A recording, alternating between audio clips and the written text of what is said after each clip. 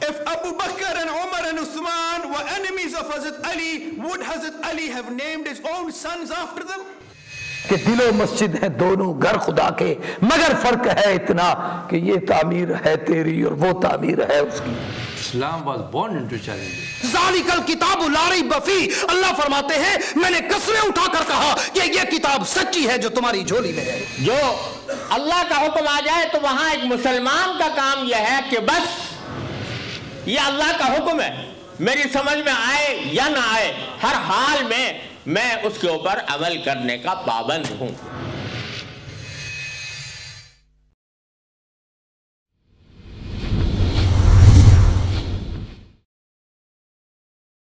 نحمدہ ونصلی علی رسولہ الکریم، اما بعد، اعوذ باللہ من الشیطان الرجیم، بسم اللہ الرحمن الرحیم، وما ارسلناک الا کافۃ للناس بشیرا ونذیرا، صدق اللہ العظیم۔ حضور اکرم صلی اللہ علیہ وسلم کو اللہ جل شانہ نے جو رسالت کا فریضہ انجام دینے کے لیے مقرر فرمایا، تو حضور اکرم صلی اللہ علیہ وسلم کی نبوت، یہ نبوت جو ہے یہ عام بھی ہے اور تام بھی ہے۔ عام کا مطلب یہ ہے کہ کافۃ للناس ہے، دنیا کے اندر جتنی مخلوق حضور سرور کائنات صلی اللہ علیہ وسلم کے زمانے میں موجود تھی، ان تمام کے لیے بھی ہے، اور حضور سرور کائنات صلی اللہ علیہ وسلم کے بعد سے دنیا کے آخری انسان تک تمام کے لیے حضور اکرم صلی اللہ علیہ وسلم کی نبوت ہے۔ یہ تو ہے عام کا معنی کہ حضور اکرم صلی اللہ علیہ وسلم کی نبوت عام ہے، پھر اس میں کوئی استثناء نہیں ہے، چھوٹا ہے، بڑا ہے، مرد ہے، عورت ہے، کائنات کے اندر جو بھی فرد ہے اس تک حضور اکرم صلی اللہ علیہ وسلم کی نبوت اور رسالت کی بات پہنچے تو اس کو اس پر ایمان لانا یہ ضروری۔ اور تام کا مطلب یہ ہے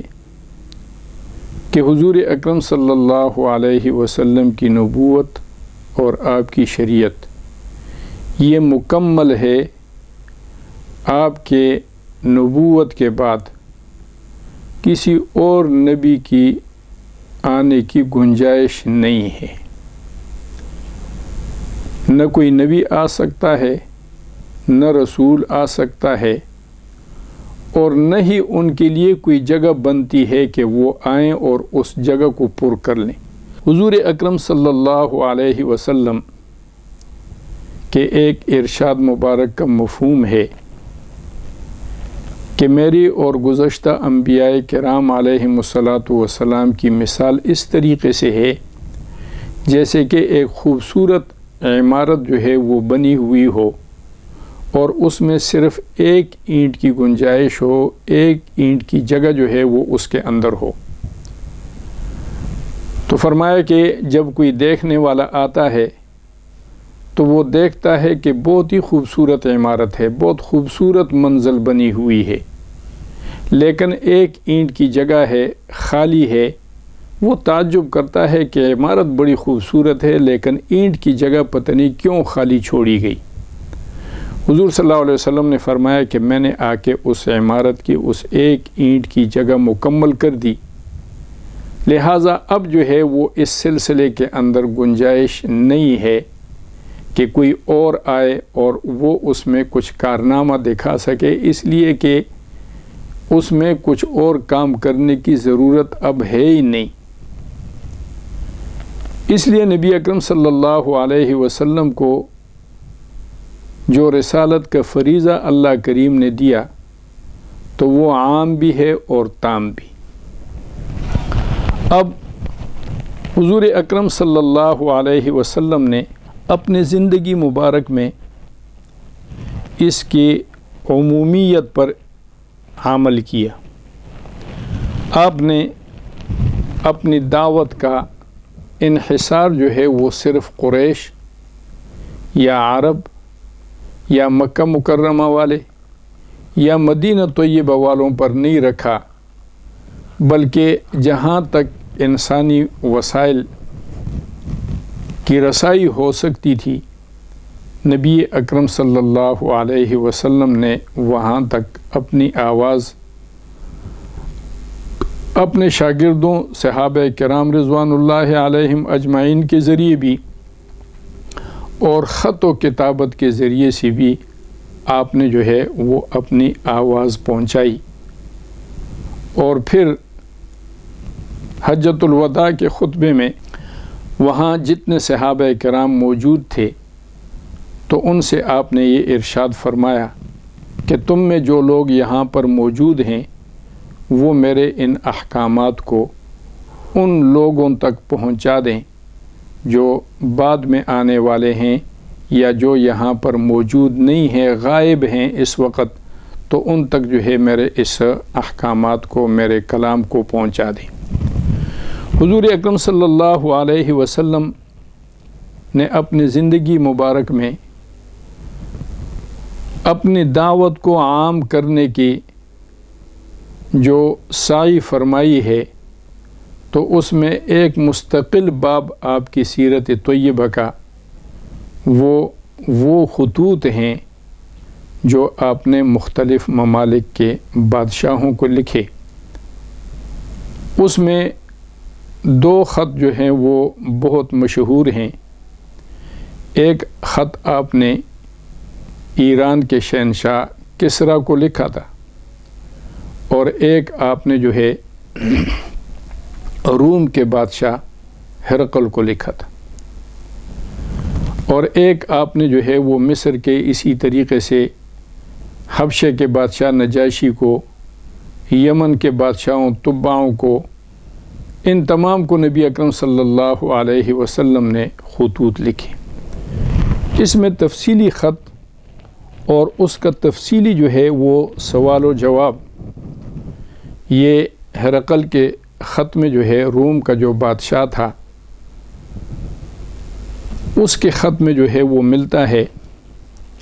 اس خط لکھنے کا پس منظر یہ ہوا کہ جب حضور اکرم صلی اللہ علیہ وسلم مدینہ طیبہ سے سن 6 ہجری میں عمرہ کرنے کے لیے 1500 صحابہ کرام یا 1400 یہ لے کر تشریف لائے مکہ مکرمہ کی طرف، تو یہاں حدیبیہ کے مقام پر پہنچ کر مشرکین مکہ نے، قریش نے نبی اکرم صلی اللہ علیہ وسلم کو مکہ مکرمہ میں داخل ہونے اور عمرہ کرنے کی سعادت سے جو ہے انکار کیا کہ ہم آپ کو مکہ میں داخل نہیں ہونے دیں گے. حضور اکرم صلی اللہ علیہ وسلم کی اونٹنی مبارک جو ہے وہ بھی حدیبیہ کے میدان میں بیٹھ گئی، وہ بھی کسی طریقے سے اٹھنے کا نام نہیں لے رہی. تو کچھ دن یہاں ہوئے اور پھر مشرکین کے طرف سے، قریش کے طرف سے وفود آنے شروع ہوئے، اور پھر کچھ شرائط طے کر کے تو وہ صلح ہوئی، اور اس میں ایک شرط یہ تھی کہ اس سال آپ لوگ عمرہ نہیں کرو گے، اور ایک شرط یہ تھی کہ 10 سال تک جو ہے ہم لوگ آپس میں لڑائی نہیں لڑیں گے. اب یہ مدت جو ہے یہ طے ہو گئی. اب اس میں جو ہے اس مدت کے اندر فریقین کو جو ہے وہ سکون ہو گیا. تو مشرکین مکہ کے لیے پہلے جو ہے راستے بڑے پرخطر تھے اور وہ نقل و حرکت نہیں کر سکتے تھے. اسی طریقے سے مسلمانوں کے لیے بھی مشکلات تھی کہ وہ بھی نقل و حرکت جو ہے وہ نہیں کر سکتے تھے، کہیں باہر نہیں جا سکتے تھے. اب یہ مدت جو ہے جب طے ہو گئی تو سن 7 ہجری کے ابتدا میں حضور اکرم صلی اللہ علیہ وسلم نے مختلف ممالک کے سربراہوں کو، بادشاہوں کو خطوط لکھی، اور اس میں ایک خط جو ہے جس کے مندرجات پیش کرنے مقصود ہیں، وہ حضور اکرم صلی اللہ علیہ وسلم نے روم کے بادشاہ ہرقل کو لکھا۔ حضرت دحیہ کلبی رضی اللہ تعالی عنہ حضور اکرم صلی اللہ علیہ وسلم کے جلیل القدر صحابی ہیں، ان کو آپ نے وہ خط مبارک دیا، وہ بصرہ کے سربراہ کے پاس گئے اور اس کے ذریعے سے وہ خط جو ہے وہ ہرقل کو پہنچانا مقصود تھا۔ ہرقل یعنی روم اور فارس، ایران اور روم جو ہے ان کے آپس میں چپکلش تھی، لڑائیاں ہوتی تھیں۔ تو سن 2 ہجری کے اندر روم نے فارس پر فتح حاصل کی تھی، اور ہرقل نے یہ نظر مانی تھی کہ جب ان پر مکمل فتح ہمیں حاصل ہوگی تو میں قسطنطنیہ سے بیت المقدس تک کا پیدل سفر جو ہے وہ کروں گا وہاں کے زیارت کے لیے، چونکہ یہ عیسائیوں کے مقدس مقامات میں سے ہے، مسلمانوں کے بھی مقدس مقام ہے، تو وہ اپنے اس نظر پوری کرنے کے لیے آیا ہوا تھا بیت المقدس۔ ادھر سے حضرت دحیہ کلبی رضی اللہ تعالی عنہ یہ بصرہ پہنچے، اور بصرہ کے والی نے ان کو کہا کہ وہ ان دنوں کے اندر جو ہے یہ بیت المقدس میں موجود ہے، تو آپ وہاں جا کر ان کو یہ خط دے دیں۔ اب یہ جو 2 ہجری میں فتح ہوئی تھی اور وہ 7 میں آیا، تو اس کی وجہ یہ تھی کہ فتح جو ہے وہ تو سن 2 ہجری میں روم کو ہو گئی تھی، لیکن یہ ہے کہ پھر بھی چپقلش استحکام ابھی تک نہیں تھا، تو جب ان کو مکمل امن ہو گیا تو وہ اپنے اس نظر کو پوری کرنے کے لیے آئے۔ تو حضرت دحیہ کلبی رضی اللہ تعالی عنہ نے یہاں آ کر وہ خط ان کو دیا۔ اس خط کے اوپر مختصر سے مندرجات درج تھے، اور اس سے ان کو اندازہ ہو گیا کہ عربی زبان کا خط ہے اور ملک عرب سے جو ہے یہ خط آیا ہے۔ ادھر ہرقل نے ایک خواب دیکھا تھا، اور وہ علم نجوم کا بھی ماہر تھا، تو خواب اس نے دیکھا کہ اب اس دنیا کے اندر ایسے لوگوں کی حکومت اور اقتدار جو ہے وہ آنے والا ہے جو لوگ ختنے کرتے ہیں۔ تو اس نے اپنے جو ہے وہ وزراء سے پوچھا کہ یہاں ہمارے اس دنیا کے اندر ختنے کون کرواتے ہیں؟ تو انہوں نے کہا کہ جی یہودی لوگ جو ہے وہ ختنے کرواتے ہیں۔ اس نے کہا کہ میں نے ایسے خواب دیکھا ہے، تو انہوں نے کہا کہ جی یہودی ہے کتنے؟ اگر وہ ہیں تو ان سے خوف زدہ ہونے کی ضرورت نہیں ہے، لیکن یہ ہے کہ آپ اپنے ماتحت تمام ریاستوں کو اگر حکم بھیج دیں تو ایک دن میں تمام یہودیوں کو پکڑ کے ختم کیا جا سکتا ہے، یہ کوئی اہم مسئلہ نہیں ہے۔ اتنے میں یہ خط پہنچا،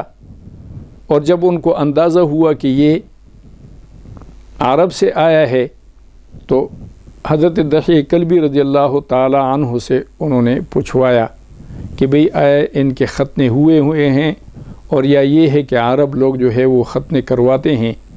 جب انہوں نے کہا کہ ہاں وہ کرواتے ہیں، تو اس نے سمجھا کہ اس سے یہودی مراد نہیں ہے بلکہ عرب مراد ہے۔ اب وہ خط جو ہے چونکہ ان کو عربی زبان نہیں آتی تھی، تو دحیہ کلبی نے اس نے ہرقل نے جو ہے لوگوں کو کہا کہ دیکھو کہ یہاں عرب کا اگر کوئی وفد جو ہے وہ آیا ہوا ہے تو اس وفد کو جو ہے وہ میرے پاس لایا جائے، تاکہ میں ان سے اس سلسلے میں معلومات حاصل کر لوں۔ اب حضرت ابو سفیان رضی اللہ تعالیٰ عنہ اس وقت وہ مسلمان نہیں تھے، تو وہ وفد لے کے گئے تھے قریش کا، تو تقریباً 40 آدمیوں پر یہ وفد مشتمل تھا، تجارتی وفد تھا۔ تو ان کو جو ہے وہ بلوایا گیا کہ حضور اکرم صلی اللہ علیہ وسلم کی تمام معلومات جو ہے وہ ان سے حاصل کی جائیں۔ جب یہ وفد بازار میں تھا، اس کو ہرقل کے دربار میں لے گئے، تو ہرقل نے جو ہے پورے وفد سے پوچھا ترجمان کے ذریعے سے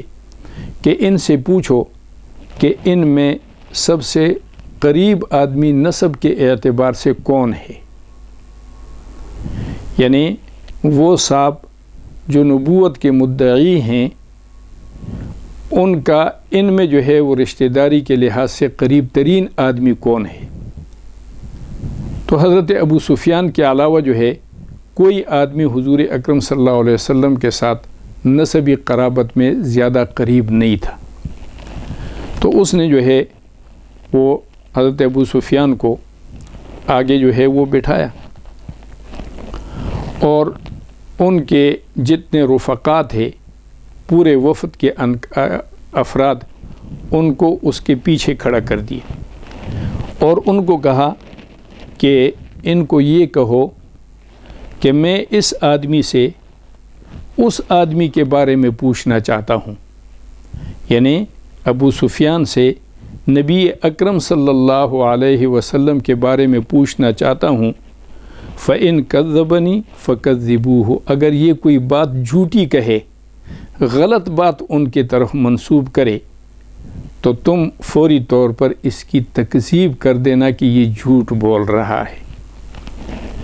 حضرت ابو سفیان کہتے ہیں کہ اللہ کی قسم اگر مجھے اس بات کا خوف نہ ہوتا، یہ حیا اور شرم مجھے نہ ہوتی کہ میرے بارے میں یہ بات مشہور ہو جائے گی کہ یہ آدمی جھوٹ بول رہا ہے، تو اگر یہ خوف نہ ہوتا تو میں ضرور حضور اکرم صلی اللہ علیہ وسلم کے بارے میں کچھ جھوٹ بولتا، لیکن چونکہ پورا وفد تھا اور دوسرا اس بات سے حیا آ رہی تھی کہ لوگ مجھے جھوٹا کہیں، تو جتنی بھی بات تھی وہ بات میں نے سچی سچی کہی۔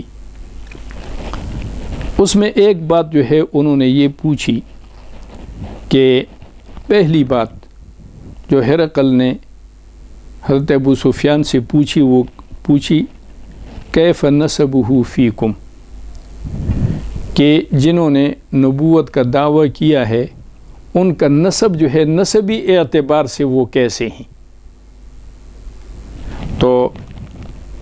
ابو سفیان نے آگے سے جواب دیا، کہتے ہیں قلت هو فینا ذو نسب، وہ ہم میں بلند نسب والا ہے، عالی نسب رکھتا ہے، اور نسبی اعتبار سے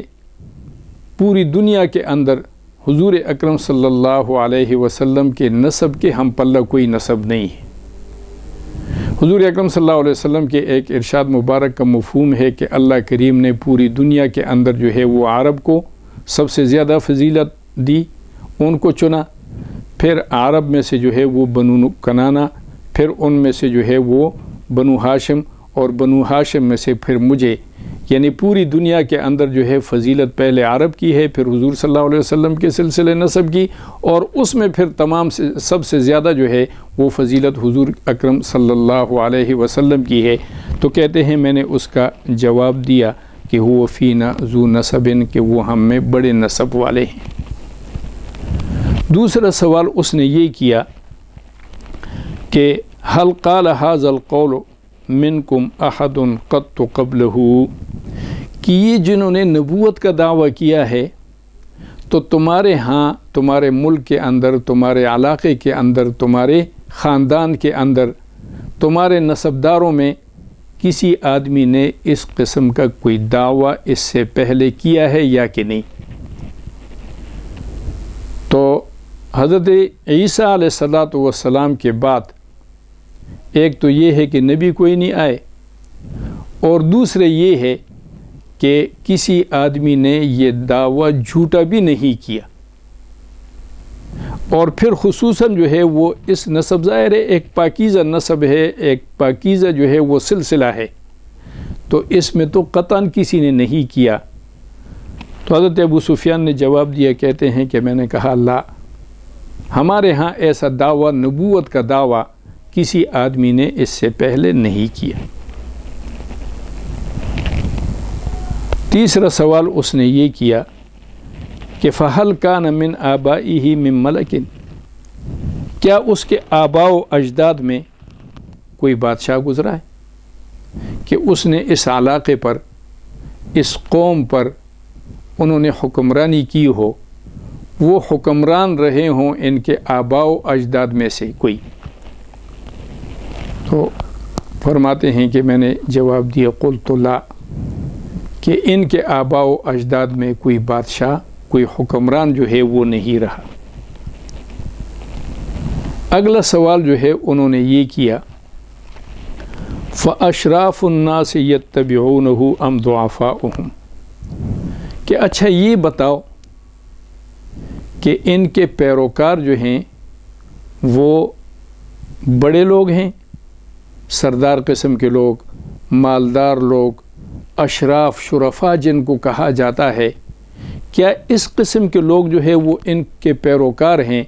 یا یہ ہے کہ کمزور لوگ جن کو معاشرے کے اندر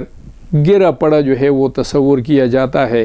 ان کی کوئی اہمیت نہیں ان کو دی جاتی، ایسے لوگ جو ہے وہ ان کے پیروکار ہیں؟ تو حضرت ابو سفیان کہتے ہیں قلت بل ضعفاؤکم، میں نے کہا کہ نہیں، ان کے پیروکار جو ہے وہ بڑے لوگ نہیں ہیں، سردار نہیں ہیں، چودھری قسم کے لوگ نہیں ہیں، نواب اور وڈیرے نہیں ہیں، بلکہ جو معاشرے کے اندر، ہمارے معاشرے میں، ہمارے شہر میں، ملک کے اندر جو کمزور لوگ ہیں وہ ان کے پیروکار ہیں۔ انہوں نے اگلا سوال کیا کہ اچھا یہ بتاؤ ایزیدون ام ینقصون، کیا دن بدن ان کی تعداد جو ہے وہ بڑھتی جا رہی ہے، ام ینقصون، یا وہ کم ہو رہے ہیں؟ تو کہتے ہیں بل یزیدون، وہ دن بدن ان کی تعداد جو ہے وہ بڑھتی جا رہی ہے۔ اگلا سوال انہوں نے کیا فَهَلْ يَرْتَدُّ أَحَدٌ مِّنْهُمْ سَخْطَةً لِدِينِهِ بَعْدَ أَنْ يَدْخُلَ فِيهِ، کہ کیا ان کے دین میں کسی کو داخل ہونے کے بعد ناراض ہو کر اس کو یہ دین چھوڑنا پڑا ہے، کسی نے اس دین کو چھوڑا ہے یا نہیں؟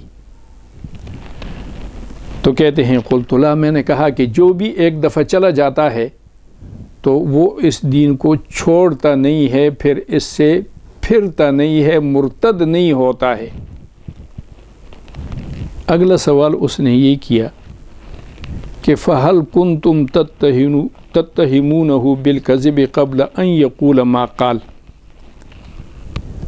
کہ اس بات کے کہنے سے پہلے کبھی تم نے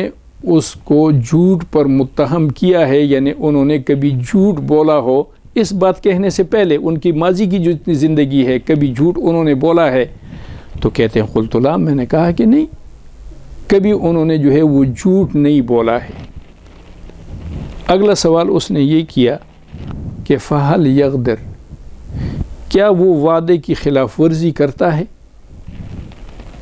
تو قلت لا، میں نے کہا کہ نہیں، وعدے کی خلاف ورزی نہیں کرتا، لیکن وَنَحْنُ مِنْهُ فِي مُدَّةٍ لَا نَدْرِي مَا هُوَ فَاعِلٌ فِيهَا، کہ اب ہمارا ان کے ساتھ ایک معاہدہ ہے اور اس مدت کے اندر ہم ہیں، یہ اب علم نہیں ہے کہ وہ اس معاملے میں ہمارے ساتھ کیا کرتا ہے، اس عہد کی پاسداری کرتا ہے یا نہیں کرتا ہے، اس کا علم نہیں ہے۔ یہ جملہ کہنے پر ابو سفیان کہتے ہیں کہ حضور اکرم صلی اللہ علیہ وسلم کے پاس کے بارے میں جتنی باتیں جو ہے وہ انہوں نے پوچھی، تو سوائے اتنی بات داخل کرنے کے کہ پتہ نہیں آئندہ ہمارے ساتھ کیا کرتا ہے، ابھی کوئی پتہ نہیں ہے، تو اس سے زیادہ میرے پاس گنجائش نہیں تھی کہ آپ کے شان مبارک کی تنقیص میں کوئی جملہ کہہ سکوں، بس اتنی بات کہ پتہ نہیں آئندہ ہمارے ساتھ کیا کرے گا، کوئی پتہ نہیں، ابھی تو معاہدہ ہمارا ہوا ہے۔ اگلا سوال اس نے کیا کہ فَهَلْ قَاتَلَكُمْ، کیا تمہاری اور ان کی لڑائی ہوئی؟ تو میں نے کہا ہاں لڑائی ہوئی ہے، اس نے کہا کہ لڑائی کا نتیجہ کیا رہا؟ تو انہوں نے کہا کہ لڑائی کا نتیجہ رہا کہ کبھی جو ہے وہ ہم غالب آتے ہیں اور کبھی وہ غالب آتے ہیں، تو اس طریقے سے جو ہے ہماری لڑائیاں جو ہے وہ چلتی رہتی ہیں۔ یہ ایک طرفہ جو ہے وہ بات تھی جو حضرت ابو سفیان نے، جو اس وقت مسلمان نہیں تھے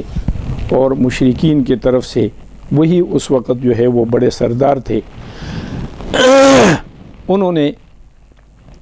ہرقل کے دربار میں حضور اکرم صلی اللہ علیہ وسلم کی شان مبارک میں یہ باتیں کہیں۔ اقول قولی ھذا واستغفر اللہ لی ولکم ولسائر المسلمین۔